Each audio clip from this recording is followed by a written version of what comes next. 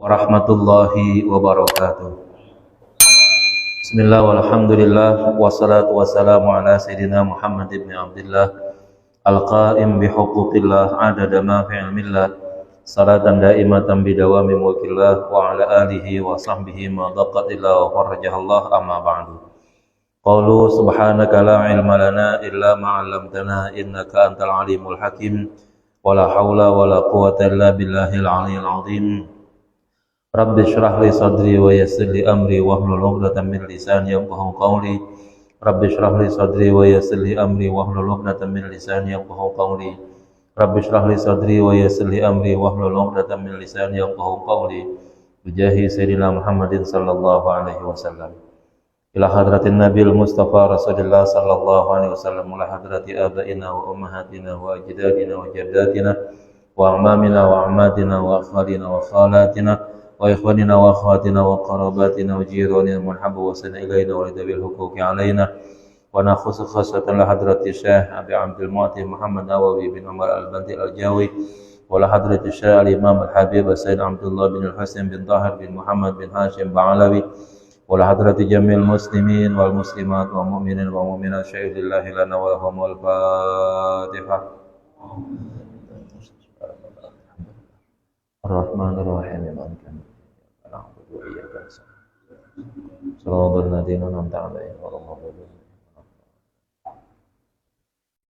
Kita lanjut halaman 183.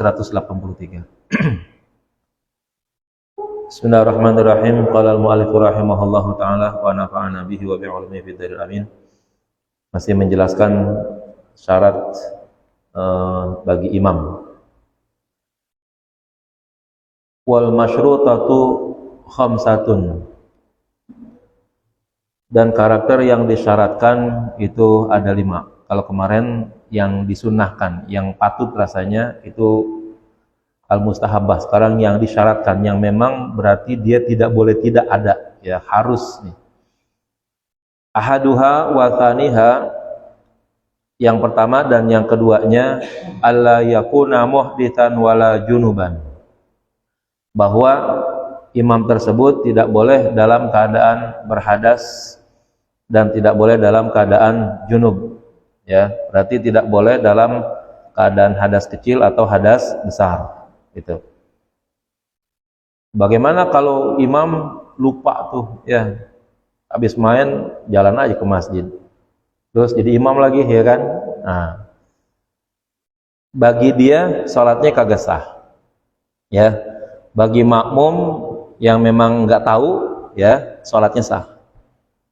Bagi makmum yang tidak tahu. Ada nggak makmum yang tahu? Repot banget emang ya. Wah, dia belum mandi nih, ya kan? Nah, berarti kalau dia memang betul tahu bahwa ada imam belum mandi junub gitu, tahu tuh dia. Nah, berarti makmum itu tidak sah, ya.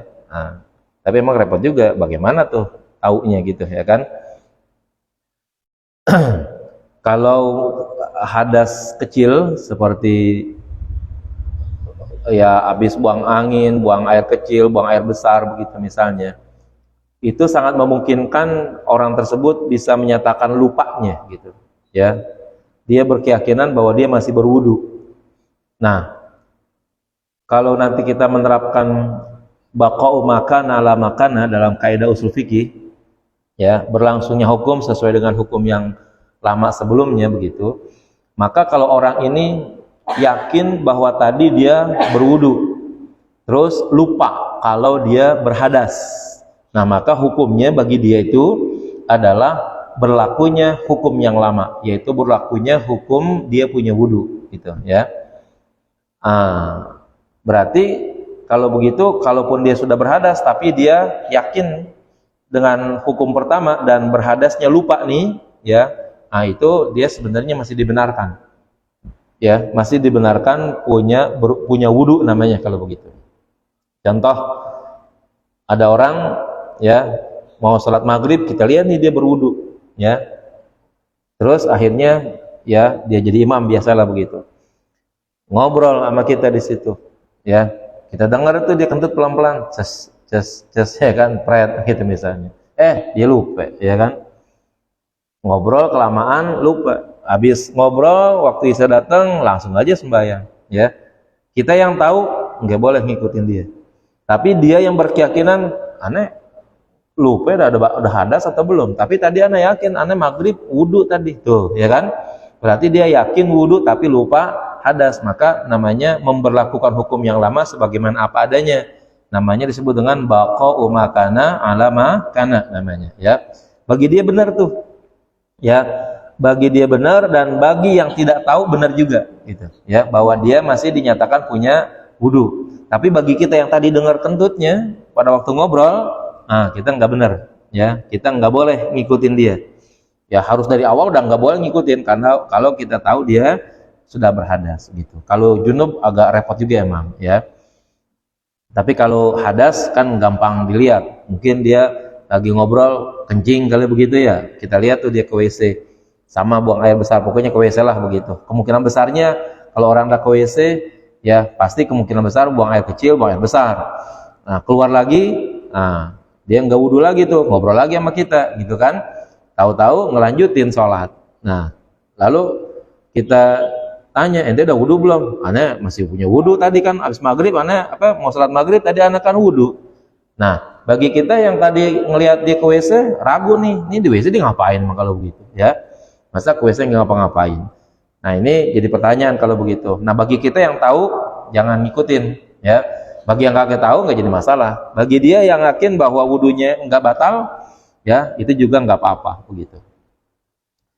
Ya, itu 1 dan 2 tidak boleh dalam keadaan hadas dan tidak boleh dalam keadaan junub bagi imam. Wasalithuha, dan yang ketiga alla yakuna ala thawbihi aw badanihi najasatun ghairu ma'fuwin anha. Tidak boleh ada di bajunya atau di badannya najis yang tidak dimaaf, ya. Najis emang kelihatan najis, ya, kencing kotoran manusia tuh, ya, darah yang jumlahnya banyak, ya, darah yang mengalir, nah itu tidak boleh. Tapi kalau dia punya luka, ya, lukanya itu berdarah begitu, tapi darahnya tidak banyak, nggak jadi masalah, ya.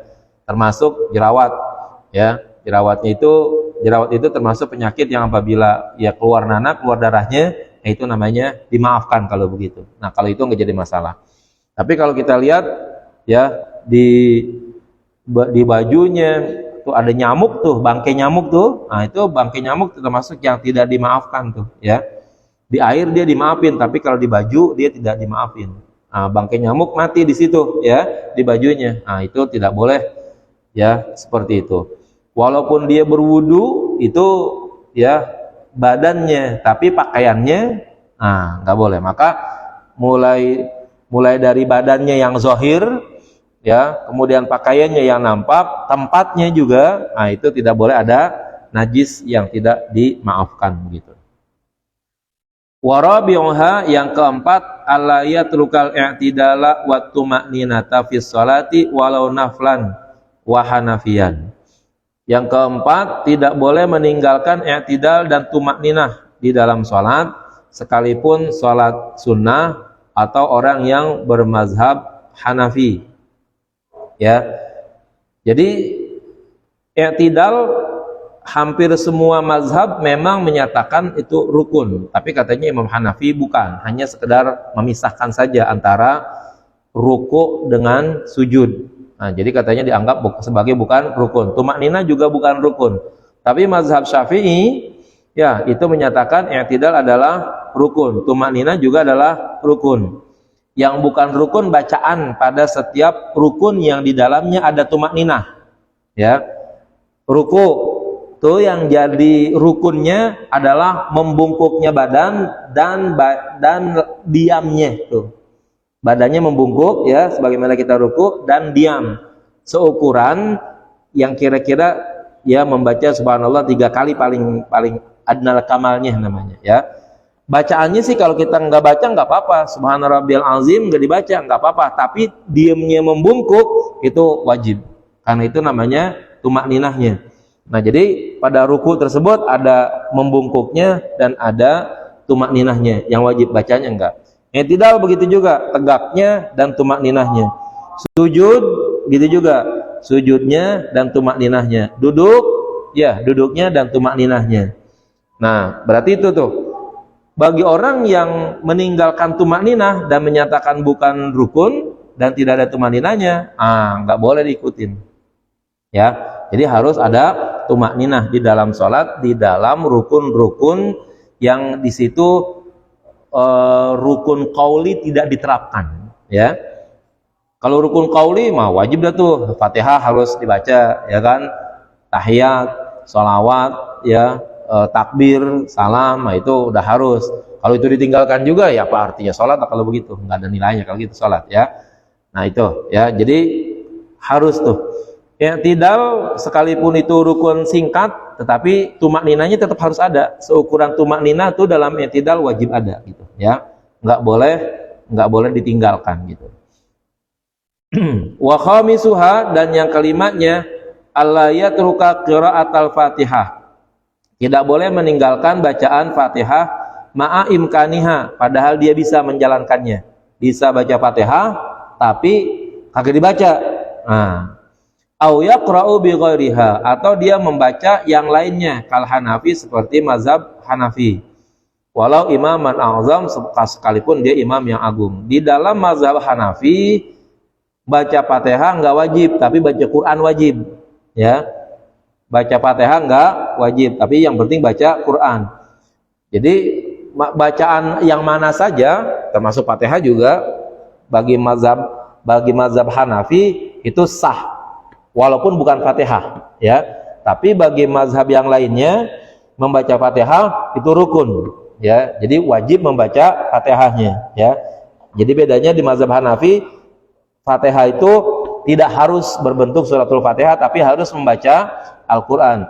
Membaca Fatihah bagus, tidak membaca Fatihah tapi membaca ayat yang lain di dalam Al-Quran dianggap, dinyatakan boleh, ya. Mazhabnya Hanafi itu seperti itu.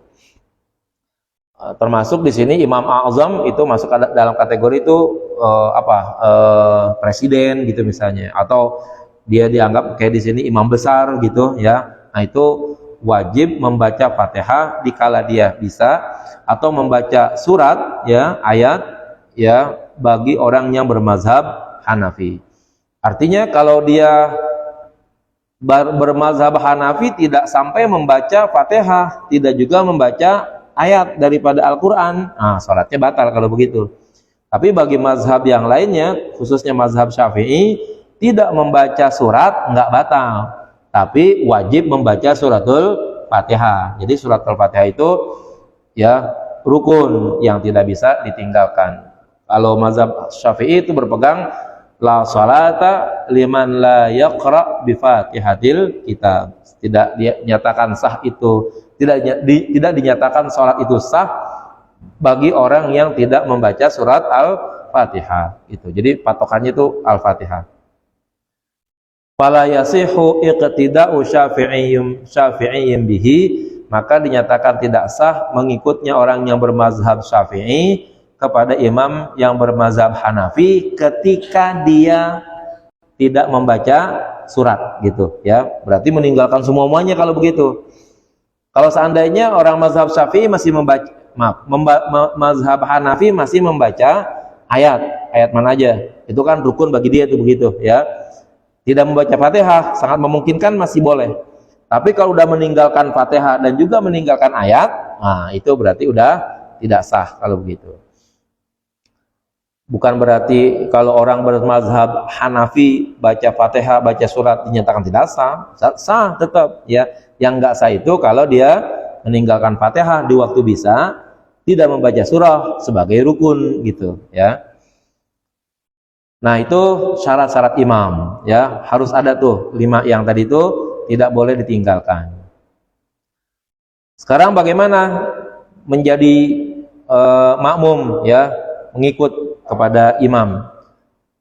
Wa syartul iqtida'i alla yataqaddamal muqtadi 'alal imam fi jihatil qiblati fi ghairil istidarati haulal Ka'bah. Dan syarat mengikut, ya, syarat menjadi makmum dalam hal ini berjamaah, kira-kira begitu, alla yataqaddamal muqtadi, bahwa tidak boleh berada posisi lebih depan ya orang yang ikut, orang yang jadi makmum, alal imami, dibandingkan dengan imamnya, fi jihatil qiblati, pada arah kiblat. Tapi fi ghairil istidarati haulal ka'bati, selain barisan yang melingkar yang ada di sekeliling Ka'bah. Ya. Jadi kalau kita nih sholat di kampung kita gitu, ya, di mana saja selain di Ka'bah, imam wajib lebih depan daripada makmum. Nanti dijelaskan tuh mana depan mana belakangnya begitu, ya. Kalau adanya di Ka'bah, ya, pada lingkaran sholat sebagaimana kita tahu tuh di Masjidil Haram, itu sekalipun imam ada lebih mundur daripada makmum dan makmum lebih depan gitu ke Ka'bah, nah itu kalau di sono memang begitu peraturannya, di mana Ka'bah tuh punya keistimewaan khusus seperti itu, ya.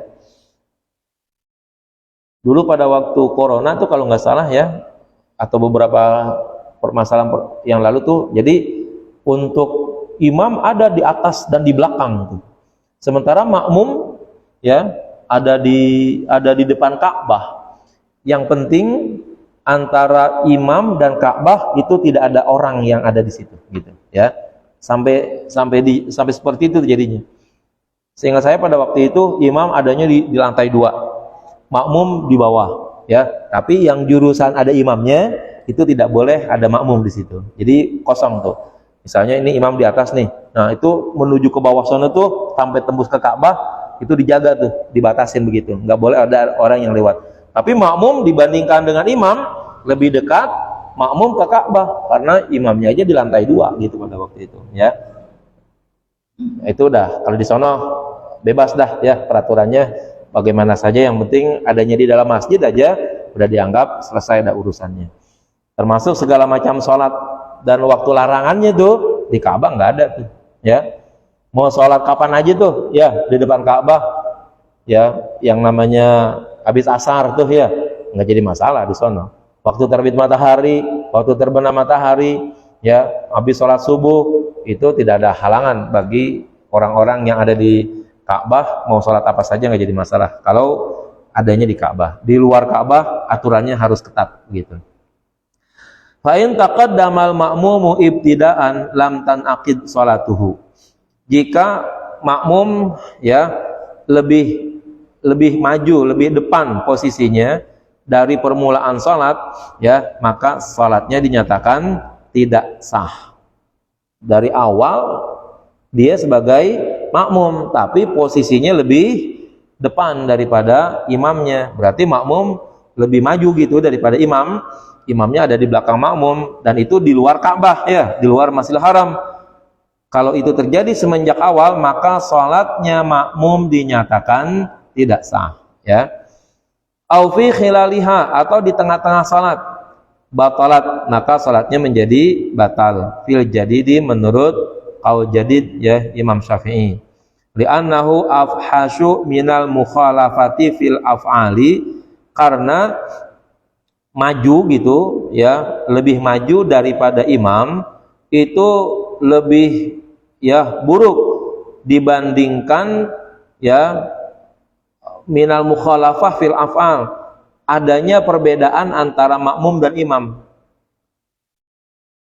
Kan kadang-kadang ada tuh ya yang kemarin Kiai Fasyani sebutkan di situ tuh, yang masih pengen sujud gitu ya kan, panjang sujudnya padahal imam sudah tahiyat, ya. Nah, itu kalau seandainya sampai imam salam dia masih sujud, batal tuh salatnya, ya, karena udah melampaui 2 rukun yang dilewati. Apalagi ya itu adalah hukumnya sunnah gitu. Adapun kalau salat sendiri mah di rumah, mau sujud seminggu juga nggak jadi masalah dah, ya kan itu. Ini sujudnya salat bersama-sama, lalu kemudian mau nyendiri begitu, ya itu sih salat kagak beres dah. Itu salatnya udah bukan salat sesuai dengan aturan syariat, tapi ngikutin hawa nafsu tuh begitu, ya. Kalau udah qomat tuh misalnya, orang udah qomat nih, Allahu Akbar, ada orang yang kemudian sholat qobliyah gitu ya, batalin sholatnya, nggak boleh karena udah qomat. Karena kalau udah qomat ya berarti sholat wajib sudah harus dikedepankan, nggak boleh ya pas qomat masih aja melaksanakan sholat qobliyah. Alasannya apa? Ini kan sunnah muakkadah katanya. Iya, kalau mau sholat muakkadah dari tadi sembayangnya sebelum qomat gitu. Nih datangnya udah lambat, giliran qomat masih mau sembayang aja begitu. Jangan, tahu dirilah begitu. Bener sih dalam sisi pengetahuan fikihnya kali itu hadisnya, tapi jelek dalam hal pelaksanaannya begitu. Kalau memang tetap mau melaksanakan sholat sunnah, ya datang lebih dari awal gitu. Pas orang azan tuh udah ada di musola, sholat qobliyah. Nah giliran orang qomat udah nggak ada lagi halangan jadinya. Ini kadang-kadang ya mentang-mentang sholatnya dianggap sebagai sholat muakkadah begitu, udah datangnya terlambat, ya masih saja melaksanakan sholat pada waktu qomat sudah dikumandangkan. Dan nggak boleh. Kalau udah qomat maka selesai, dah batalin tuh sholat. Kita juga begitu. Mungkin kita kaget tahu nih ya, orang masih belum juga qomat, kita sholat. Pas kita takbir Allahu Akbar, qomat. Allahu Akbar, Allahu Akbar, batalin sholatnya ya. Lanjutin dengan sholat wajib. Jadi kalau antara makmum dengan imam berbeda perbedaan tuh begitu. Kalau udah mencapai 2 rukun lewat, itu sebenarnya batal sholatnya makmum gitu ya. Nah, mendahului atau berkedudukan makmum lebih depan daripada imam ya di tengah-tengah sholat begitu, itu jauh lebih buruk daripada ya berbedanya rukun antara imam dengan makmum gitu ya. Wal i'tibar fit taqdim lil qaimi, dan yang dijadikan patokan di dalam ketentuan mendahului lil qaimi bagi orang yang diri bil aqibi dengan tumit ya, tumit al mu'tamadi bil ardi yang nempel kokoh di bumi di tanah. Wa in taqaddamatil asabi'u, sekalipun bisa jadi jari-jarinya lebih depan ya. Contohnya sebentar. Nah ini.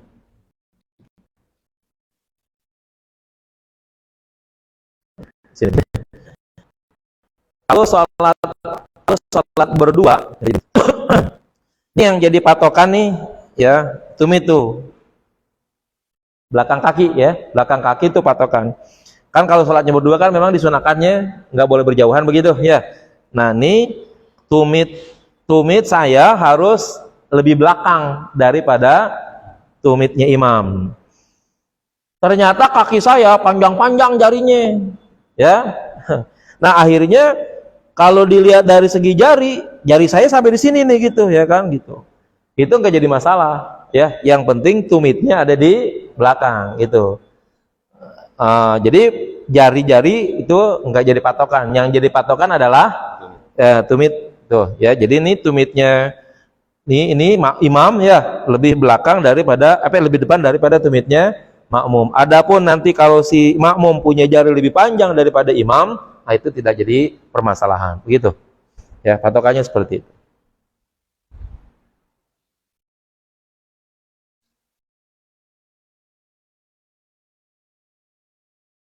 Wa syartu sihhatil qudwatil ma'mumi, dan syarat sahnya ngikut bagi makmum ayyanwi al-iqtida'a bil imam ya, hendaknya dia niat ngikut kepada imam, awil i'timam, atau niat ya menjadi makmum, walau fi khilali salatihi fi ghairil jum'ati, sekalipun ada di tengah-tengah salat pada selain salat Jumat.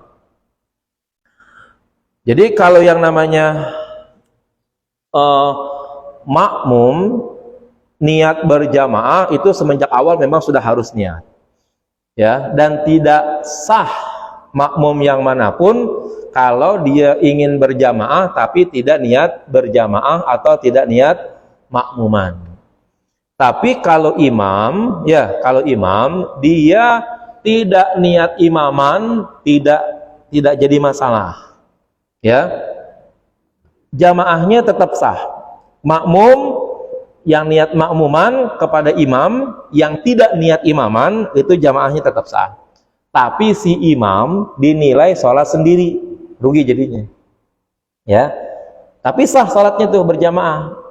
Saya misalnya nih jadi imam, usolli fardal isya'i lillahi ta'ala, Allahu Akbar, nggak ada niat imaman tuh, padahal jadi imam gitu ya. Tapi makmumnya usolli fardal isya'i makmuman, nah maka sholat berjamaahnya dinyatakan sah. Tapi imam nilainya 1. Kan yang namanya sholat berjamaah kan semestinya kan nilainya 25 atau 27. Ini gara-gara dia tidak niat imaman, jadi nilainya 1. Tapi makmum yang niat makmuman, nilainya tetap 27, 25 atau 27 gitu. Itu dari situ sah tuh ya. Imam tidak niat imaman, tapi makmum masih niat makmuman. Sekarang imam dan makmum masing-masing tidak ada yang niat. Imam tidak niat jadi imaman, makmum tidak niat jadi makmuman, dua-duanya berantakan betul begitu ya. Terutama sholatnya makmum batal karena dia nungguin imam yang tidak ada koneksi imamannya begitu, atau tidak ada koneksi hubungan makmumannya. Misalnya nih niatnya sembahyangnya masing-masing, tapi ya berjamaah gitu, bareng-bareng gitu. Saya jadi imam, usolli fardal isya lillahi ta'ala, makmum sholli fardal ta'ala, kan namanya sendiri kalau begitu. Tapi kelihatannya berjamaah. Cuman giliran saya baca cepet, dia belum selesai, ngikutin saya, ngikutin imam gitu maksudnya. Akhirnya Fatihahnya kepotong gara-gara ngikutin, padahal nggak ada jalur imamannya, nggak ada jalur makmumannya, maka sholatnya batal jadinya itu ya. Yang ngikutin nih, saya baca duluan waladhdallin, dia baru ihdinas shiratal mustaqim, kan katanya harus ngikutin imam, padahal dia tidak niat makmuman. Akhirnya Fatihahnya dipotong tuh karena ngikutin imam, padahal tidak niat makmuman. Maka sholatnya jadi batal gara-gara Fatihahnya tidak sempurna, karena memang tidak ditanggung oleh orang yang tidak diimamkan. Yang jadi imam tuh ya nggak nanggung dia, karena makmumnya tidak niat jadi makmum. Jadi kalau makmum wajib niat jadi makmum, tapi kalau imam sunnah niat jadi imam. Tidak niat jadi imam sah masih sholat jamaahnya ya. Itu perbedaannya di situ. Maka jadi imam ya tetap yang baik adalah niat imaman. Kalau sholat Jum'ah, itu niatnya malah jadi wajib. Usolli fardha jum'ati imaman, tuh mengungkapkan imamannya itu wajib jadinya. Kalau sholat 5 waktu jadi imam, usolli fardal maghribi, fardal isya, fardal subhi, ya imamannya itu nilainya sunnah, ya nilainya adalah sunnah. Tapi kalau sholat Jumat nilainya adalah wajib. Andaikan si imam yang melaksanakan sholat Jumat tidak bilang dalam niatnya tuh usolli fardal jum'ati imaman, batal semasjid, ya batal semasjid. Kenapa?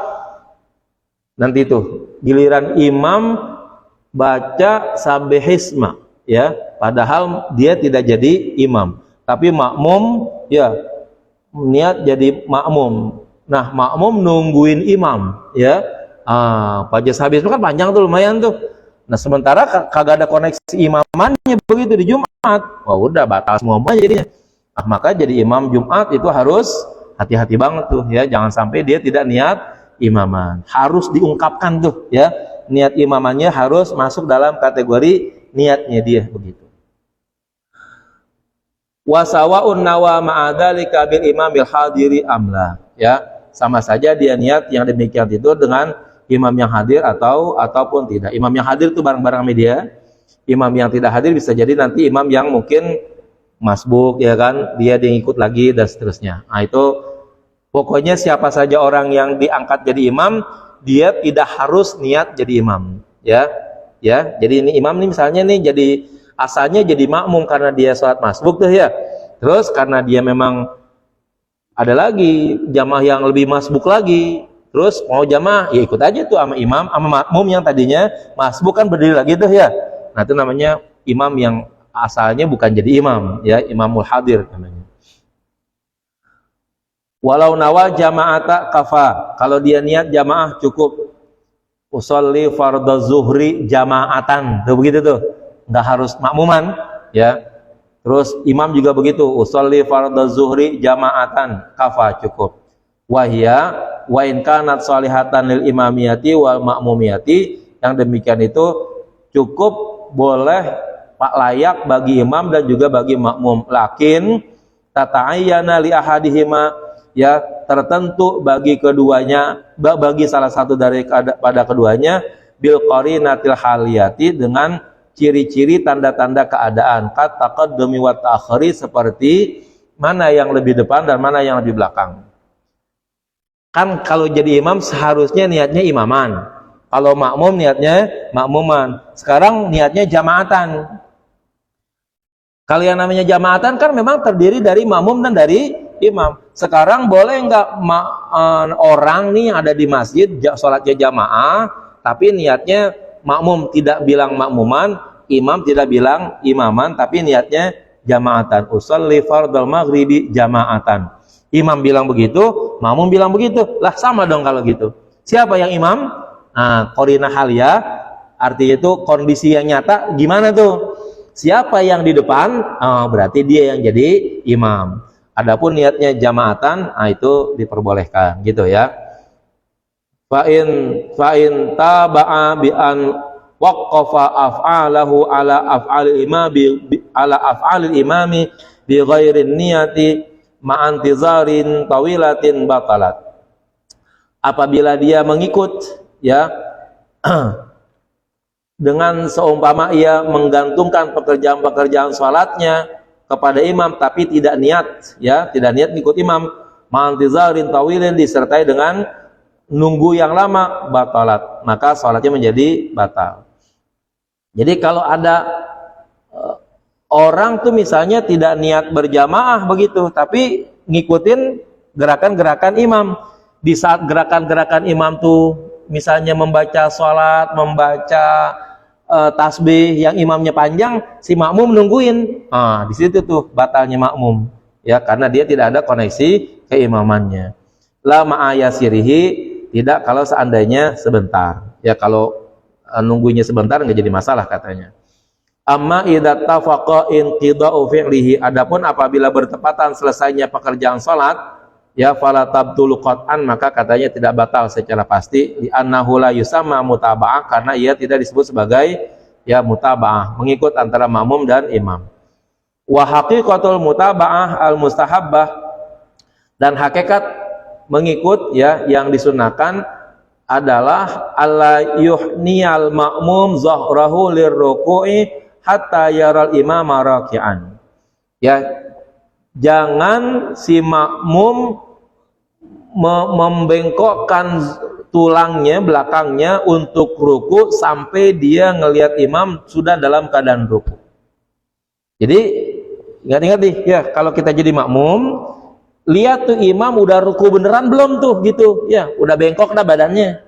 Nah, kalau udah bengkok badannya, baru makmum ikutin, gitu tuh. Yang sebenarnya itu harusnya begitu tuh.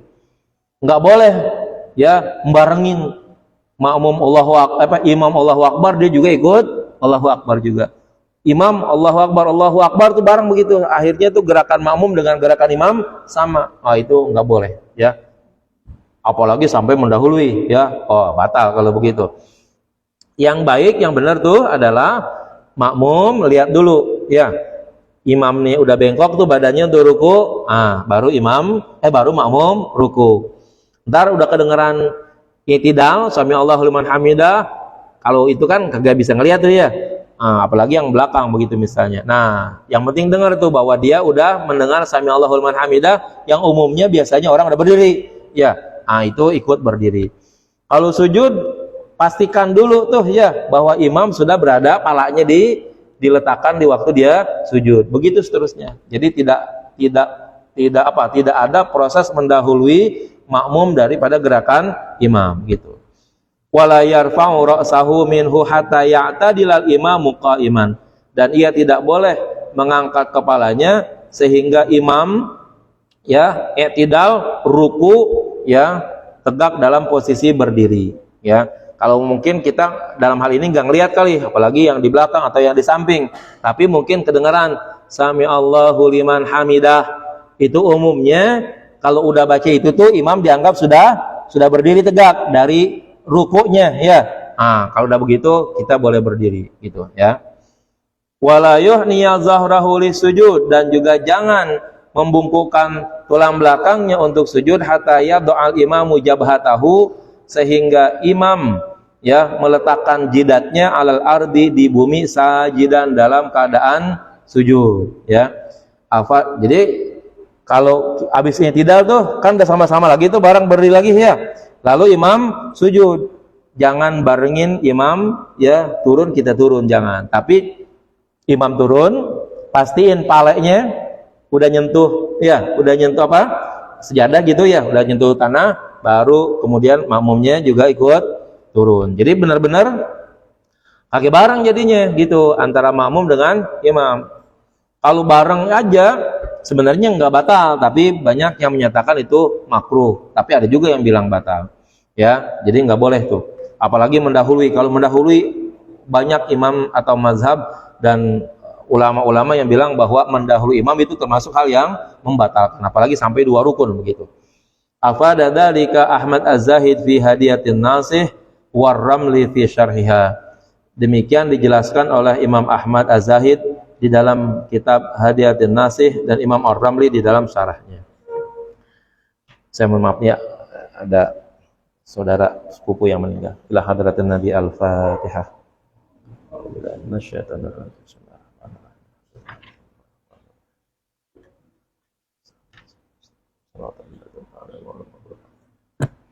Bismillahirrahmanirrahim. Alhamdulillahirabbil alamin. Allahumma shalli ala sayyidina Muhammad wa ala ali sayyidina Muhammad.